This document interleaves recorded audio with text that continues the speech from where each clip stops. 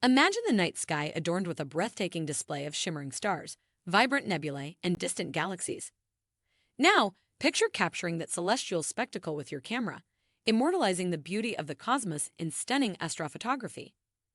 If you've ever yearned to unlock the secrets behind those jaw-dropping night sky images, then get ready to embark on an awe-inspiring journey as we unravel the top tips and techniques for mastering the art of astrophotography. From capturing elusive meteor showers to revealing the hidden colors of nebulae, prepare to unleash your creativity and witness the universe in a way you've never seen before. Astrophotography, or astronomical imaging, is a type of photography that captures different celestial images in the night sky. Galaxies like the Milky Way, deep sky objects like the Orion Nebula, star trails, and the moon are popular subjects in astrophotography. With the right equipment, including a high-quality camera, a telescope, and star trackers, and proper technique, anyone can take striking nightscape images.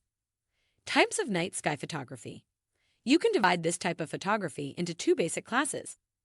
Long exposure photography captures stark trails or very dim objects with the right equipment. Night landscapes and star trails are an easy and fun way to start.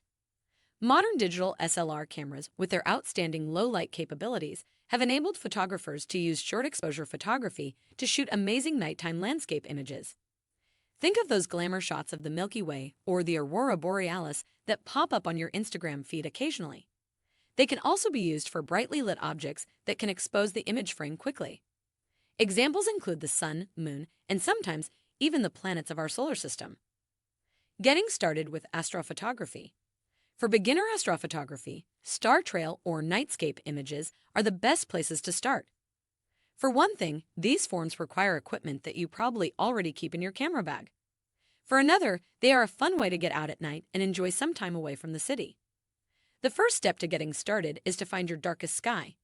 You've got to get away from city lights, and nights with a new moon are best too. Because of the immense amount of light you are going to let into your camera, even the distant glow of a city will show up surprisingly bright in astrophotos. A bright full moon can wash the night sky out completely. The next thing to understand is that the Earth's rotation is going to cause you problems. While long exposure photography of the night sky is relatively straightforward, anytime your shutter is open, you are also going to capture the relative movement of the stars and other objects. You can solve this problem in one of three ways. The easiest thing to start is to shoot short exposure, very wide-angle photos like landscapes. For close-ups of the moon, planets, or deep space objects, you will need special equipment on your tripod to move the camera smoothly at precisely the same rate as the Earth spins. These devices are commonly called star trackers. The final technique is just to embrace the movement and capture it in your photography. Star trail photography is a captivating art form. Plan your trip to find dark skies. Unfortunately, one of the hardest parts of night sky photography for many people is finding dark skies. Light pollution is nearly everywhere, so much so that society, in general, has lost its appreciation for the night sky. Many photographers feel that this is one of the most important reasons for seeking out dark sky preserves and taking images. These spectacular images raise public awareness of a type of pollution that many have never considered: light pollution. Let your eyes adjust. Did you know that the human eye has its own ISO settings? Maybe that's not exactly how it works, but dark adaptation is an important concept to understand if you're going to go shooting at night. Have you ever walked into a dark room like a movie theater and not been able to see a thing? After a few minutes, your eyes adjust and you can start to see much better. In a nutshell, this is your eyes adjusting to the dark environment. Your irises open fully and chemical changes in your retina allow the photoreceptors to work better and receive more light. Your eyes gradually get better and better at seeing in the dark. The full process takes up to 30 minutes, and once complete, your eyes capture many thousands of times more light than they did before. But here's the catch. After your eyes have adapted, just one glance at a bright light, like the headlights of a car or a bright flashlight, will ruin all the work your eyes have done. And the process of dark adaptation will have to start again. Shoot in fully manual mode. Even the best cameras cannot deal with the low light levels you'll find when shooting the night sky. Even the autofocus is baffled by the lack of light. As a result, it's all on the photographer. Of course, it's impossible to know exactly what's going to work one night versus another. Many times you will start shooting only to realize that there is more light pollution in a place than you realize. In short, your camera is going to reveal an entire world that you cannot see with your naked eye. And it's always a bit of a surprise. Start by setting your manual focus to infinity.